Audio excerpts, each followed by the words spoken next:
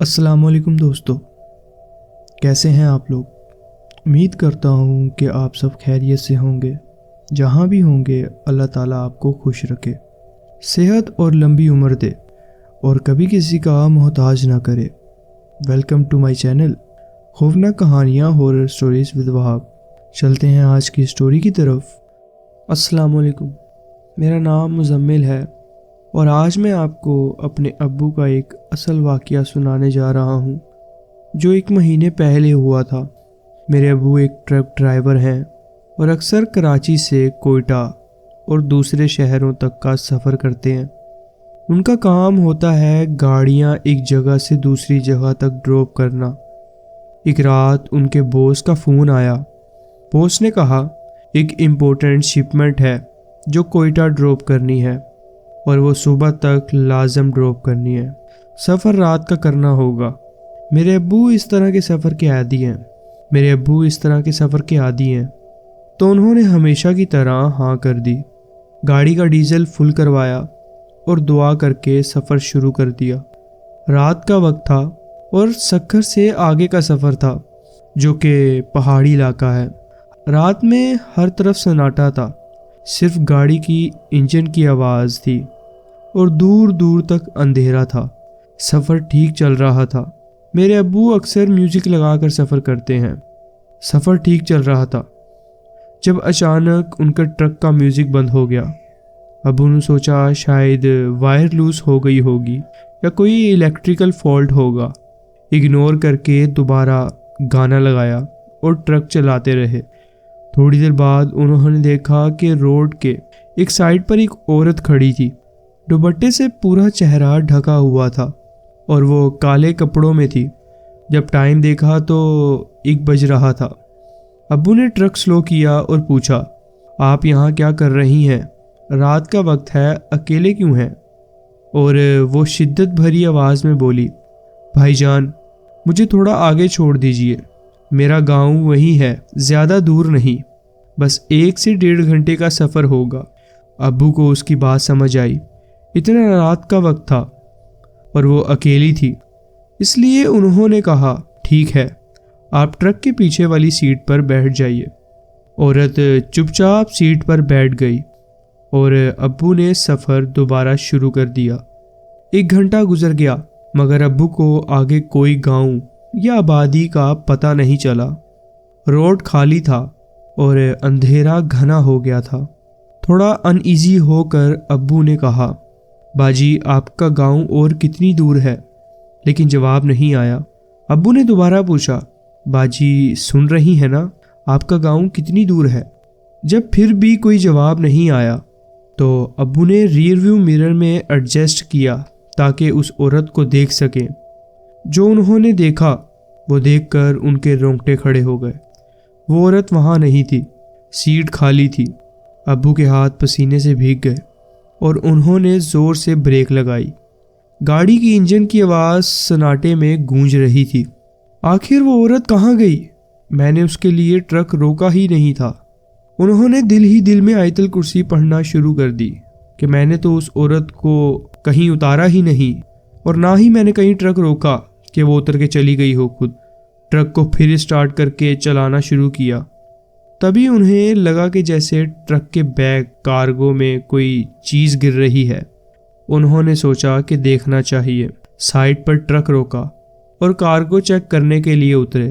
انہوں نے back cargo کا دروازہ کھولا لیکن اندر کوئی نہیں تھا۔ ہر جگہ سناٹا تھا، صرف اور صرف کارگو کا سامان پڑا ہوا تھا۔ لیکن جب ٹرک بند ہوا، ٹرک کے اندر دور سے ایک کارنر سے ایک آواز آئی جیسے کسی کے ناخن سکریپ کر رہے ہوں۔ جب انہوں نے فلیش لائٹ سے دیکھا تو گاڑی کے ایک کونے میں وہی کالی عورت کی پرچھائی نظر آئی، لیکن جب فلیش لائٹ کا بیم اس پر پڑا تو وہ غائب ہو گئی۔ ابو کا دل زور سے دھڑکنے لگا۔ ڈر کے باوجود انہوں نے ٹرک سٹارٹ کیا اور سفر دوبارہ شروع کیا، لیکن اب وہ سفر ایک امتحان بن گیا تھا۔ 10 منٹ کے سفر کے بعد انہوں نے دیکھا کہ روڈ کے کنارے وہی عورت پھر سے کھڑی ہے۔ اس بار انہوں نے ٹرک نہیں روکا، لیکن جب انہوں نے سپیڈ بڑھائی تو ان کا دل ایک عجیب سی بے چینی میں مبتلا ہو گیا۔ جب انہوں نے پیچھے دیکھا تو وہ عورت ان کا پیچھا کر رہی تھی، لیکن اب وہ عورت انسانی شکل میں نہیں تھی۔ اس کا قد ٹرک کے برابر ہو گیا تھا اور اس کی آنکھوں سے لال روشنی چمک رہی تھی۔ ابو نے ٹرک کی سپیڈ اور بڑھائی، ان کا دل اور زور زور سے دھڑکنے لگا۔ جب ابو کوئٹہ کے قریب پہنچے تو انہوں نے دیکھا کہ روڈ کے درمیان دو چھوٹے بچے کھڑے ہیں، لیکن جب ان کی شکل دیکھی تو وہ نارمل بچے نہیں لگ رہے تھے۔ ان کا چہرہ عجیب سا تھا اور ان کے کان عجیب طریقے سے ٹویسٹڈ تھے۔ ابو نے ٹرک کو نہیں روکا بلکہ زور سے آیت الکرسی پڑھنا شروع کیا، لیکن وہ بچے انہیں گھورتے رہے جیسے ان کے آنکھوں کے پار دیکھ رہے ہوں۔ کوئٹہ پہنچ کر ابو نے شپمنٹ ڈراپ کی اور اپنے باس کو سب کچھ بتا دیا، لیکن ایک عجیب بات تھی۔ باس نے کہا کہ کارگو کمپارٹمنٹ کافی ہلکا لگ رہا تھا، جیسے چیزیں کم ہو گئی ہوں۔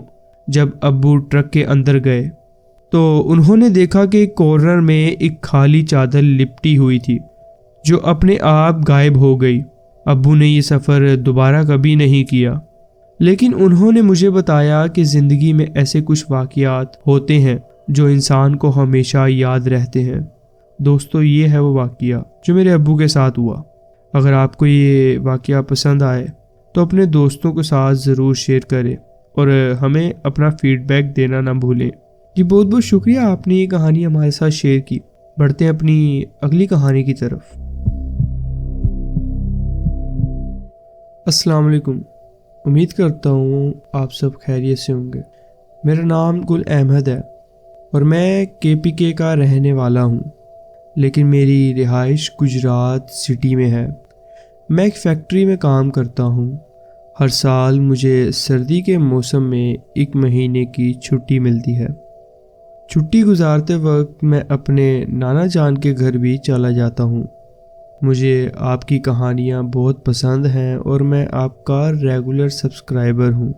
میرے ماموں ایک ٹرک ڈرائیور ہیں۔ جب بھی میں اپنے نانا جان کے گھر KPK جاتا ہوں تو اپنے ماموں کے ساتھ زیادہ وقت گزارنے کی کوشش کرتا ہوں۔ ایک دن کچھ ایسا ہوا جو مجھے آج تک نہیں بھولتا۔ ماموں کے ٹرک کا جو کنڈکٹر تھا اس کی طبیعت خراب تھی۔ اس رات ماموں کو ایک شادی کا سامان لے کر ایک ریموٹ ایریا جانا تھا۔ ماموں نے مجھ سے کہا، بیٹا کیا تم میرے ساتھ چلو گے؟ مجھے ایڈونچر کا بہت شوق تھا تو میں نے فوراً ہاں کر دی۔ رات کے قریب 8:30 بجے ہم ٹرک لے کر نکل پڑے۔ سفر کافی لمبا تھا، قریباً 5 سے 6 گھنٹے کا۔ راستہ خاموش اور سنسان تھا۔ دور دور تک صرف اندھیرا، جنگل اور خاموشی تھی۔ اس خاموشی میں صرف کتوں کے بھونکنے کی آواز سنائی دے رہی تھی۔